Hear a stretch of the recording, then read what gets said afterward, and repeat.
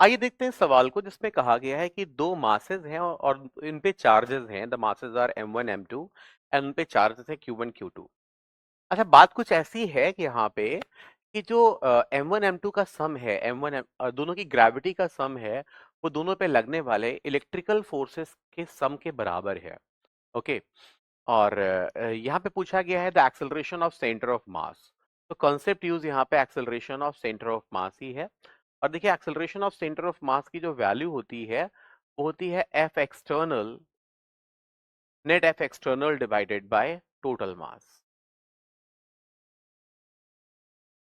अब यहाँ पे पूछा है कि acceleration of centre of mass के बारे में, और ऑप्शन दिए हुए हैं कि ये ये जीरो ही होगा। पहला ऑप्शन तो कह रहा है जीरो ही होगा, दूसरा कह रहा है जरूरी नहीं है जीरो होना, तीसरा कह रहा है नीचे ही होगा, और डी कह रहा है नन ऑफ दीज। तो इन पे हम बात करते हैं।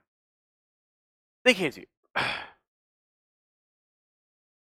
अगर हम इन दोनों पार्टिकल्स को कहीं पे ड्रॉ कर लें तो इन पे लगने वाली ग्रेविटी m1g m2g या w1 w2, और इन पर लगने वाले इलेक्ट्रिक फोर्स fe1 fe2, इनका रिजल्टेंट तो जीरो हो जाएगा। क्यों? क्योंकि हमें साफ साफ दिख रहा है कि नेट ग्रेविटी और नेट इलेक्ट्रिक फोर्स का आपस में इक्वल है, इसलिए इनका सम तो जीरो हो जाएगा। और इन पर लगेंगे दो टेंशन। टेंशन निश्चित रूप से ऊपर की तरफ ही लगेंगे, अगर लगेंगे तो, क्योंकि रस्सियां ऊपर है, नीचे टेंशन लग नहीं सकते।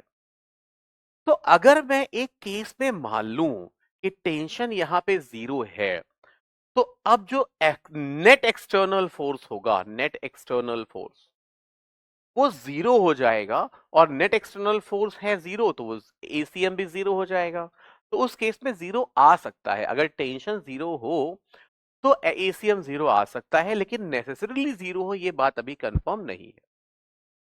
अब मान लीजिए बड़ी तेजी से ये एक्सेलरेट कर रहा है सिस्टम, ये नीचे जा रहा है, ये ऊपर जा रहा है, या ये नीचे जा रहा है, ये ऊपर जा रहा है, तो ऐसे केस में टेंशन हो सकता है, निश्चित रूप से हो सकता है। इन्होंने कहा है टोटल ग्रेविटी बराबर टोटल इलेक्ट्रिक फोर्स है, individual gravity individual electric force के बराबर नहीं है। तो ऐसे में सिस्टम एक्सेलरेट कर सकता है। अगर एक्सेलरेट किया और ऐसे में यहां पे अगर नॉन जीरो टेंशन है, तो टेंशन निश्चित रूप से दोनों पे ऊपर की तरफ ही लगेगा। और देखिए, वेट और इलेक्ट्रिक फोर्स तो बैलेंस कर जाएंगे, लेकिन नेट फोर्स जो होगा वो उस केस में 2t के बराबर होगा, और 2t निश्चित रूप से ऊपर होगा। तो अगर नेट फोर्स ऊपर की तरफ है तो एसीएम ऊपर की तरफ होगा।